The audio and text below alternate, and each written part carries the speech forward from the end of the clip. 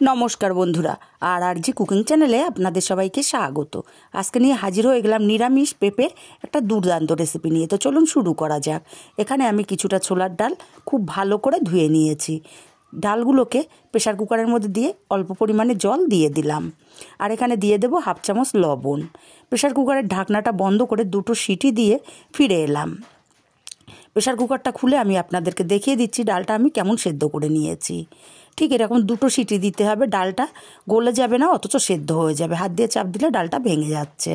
এক সাইডে রেখে দিয়ে কড়াই গরম করে দিয়ে দেবো পরিমাণ মতো তেল। তেলটা গরম করে এখানে হাফ চামচ লবণ দিয়ে মোটা টুকরো করে কেটে রাখা আলু দিয়ে দিলাম।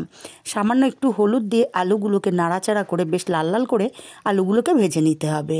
আলুগুলো বেশ লাল লাল করে ভেজে নিয়েছি। এখন আলুগুলোকে তেল ঝরিয়ে উঠিয়ে নেব। আলুগুলো উঠিয়ে নিয়ে এই তেলের মধ্যে দিয়ে দেব মোটা টুকরো করে কেটে রাখা পেঁপেগুলোকে দিয়ে দেব কয়েক টুকরো চই ডাঁটা। এটা টোটালি অপশনাল। হাফ চামচ পরিমাণে লবণ দিয়ে পেঁপেগুলোকেও একটু ভালোভাবে ভেজে নেব। পেঁপেগুলো ভাজা হতে থাক, ততক্ষণে মশলা করে নেব। মিক্সচার জারের মধ্যে দিয়ে দেব পরিমাণ মতো কাঁচা লঙ্কা, 1 ইঞ্চি টুকরো করা আদা, আর দেব কয়েকটা গোলমরিচ। অল্প জল দিয়ে মিহি করে পেস্ট করে নেব। আর একটা মশলা করে নেব। বাটির মধ্যে সামান্য একটু হিং দিলাম আর অল্প একটু জল দিয়ে দিলাম, আর দেবো হাফ চামচ কাশ্মীরি লঙ্কার গুঁড়ো। খুব ভালো করে সব কিছু মিশিয়ে নেব। এক সাইডে রেখে দেব। আর এদিকে পেঁপেগুলোও বেশ ভালো মতো ভাজা হয়ে গেছে। পেঁপেগুলোকে তেল ঝরিয়ে উঠিয়ে নিতে হবে।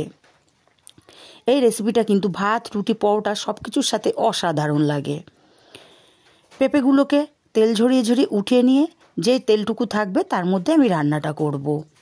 তেলের মধ্যে ফোড়নে দিয়ে দেব দুটো শুকনো লঙ্কা, আর দেব দুটো তেজপাতা, হাফ চামচ পরিমাণে গোটা জিরে। ফোড়নটাকে কয়েক সেকেন্ড নাড়াচাড়া করে নিয়ে ফোড়ন থেকে একটা ভাজা গন্ধ বেরিয়ে গেলে হিং আর যে কাশ্মীরি লঙ্কার গুঁড়োটা গুলে রেখেছিলাম সেটা দিয়ে দেব। দিয়ে একটু নাড়াচাড়া করে কষিয়ে নেব। একটু কষানো হয়ে গেলে এখানে দিয়ে দেব আদা কাঁচা লঙ্কার পেস্ট। আর মিক্সচার জারটা ধুয়ে অল্প একটু জল দিয়ে ভালো করে নাড়াচাড়া করে মিশিয়ে দিতে হবে। ভালো করে নাড়াচাড়া করে মিশিয়ে দিয়ে এখানে দিয়ে দেব হাফ চামচ হলুদ আর হাফ চামচ জিরের গুঁড়ো। সময় নিয়ে মশলাটাকে কষিয়ে নেব মশলা থেকে তেল ছেড়ে আসা পর্যন্ত। মশলা থেকে তেল ছেড়ে গেছে। এখন এখানে দিয়ে দেব একটা টমেটো। আমি একটু বড় টুকরো করে কেটে নিয়েছি। টমেটোটাকেও একটু নাড়াচাড়া করে কষিয়ে নেব যাতে টমেটোটা একটু নরম হয়ে যায়। মশলাটা সুন্দর মতো কষানো হয়ে গেছে আর টমেটোটাও বেশ নরম হয়ে গেছে। এখানে দিয়ে দেবো ভেজে রাখা পেঁপে আর আলুগুলো। স্বাদ মতো লবণটাও আমি এখন দিয়ে দিলাম। পেঁপে আর আলুটাকে মশলার সাথে বেশ কিছুক্ষণ সময় নিয়ে কষিয়ে নিতে হবে। মিনিট 2-3 সময় নিয়ে পেঁপে আর আলুটাকে কষিয়ে নিয়েছি। এখন এখানে দিয়ে দেব সেদ্ধ করে রাখা ছোলার ডাল। আমি জল সহ এখানে দিয়ে দিলাম।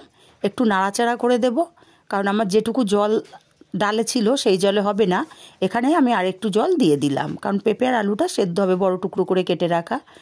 ভালো করে নাড়াচাড়া করে মিশিয়ে দিয়ে আমি ঢাকা দিয়ে 10 মিনিট রান্না করে নেব। 10 মিনিট পর ঢাকাটা খুলে নিলাম। এবার এখানে দিয়ে দিলাম হাফ চামচ চিনি।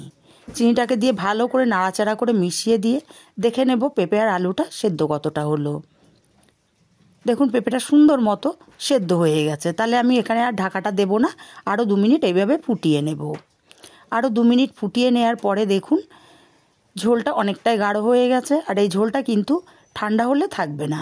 এখন এই পর্যায়ে আমি হাফ চামচ গরম মশলার গুঁড়ো আর হাফ চামচ ঘি দিয়ে দিলাম। ঘি আর গরম মশলাটাকে ভালো করে নাড়াচাড়া করে মিশিয়ে গ্যাসের ফ্লেমটাকে অফ করে দিয়ে ঢাকা দিয়ে 5 মিনিট স্ট্যান্ডিং টাইমে রেখে দেব। 5 মিনিট পর আলাদা পাত্রে নামিয়ে নিলাম। পরিবেশন করার জন্য একদমই রেডি। রেসিপিটা কেমন লাগলো কমেন্ট করে জানাতে কিন্তু একদমই ভুলবেন না।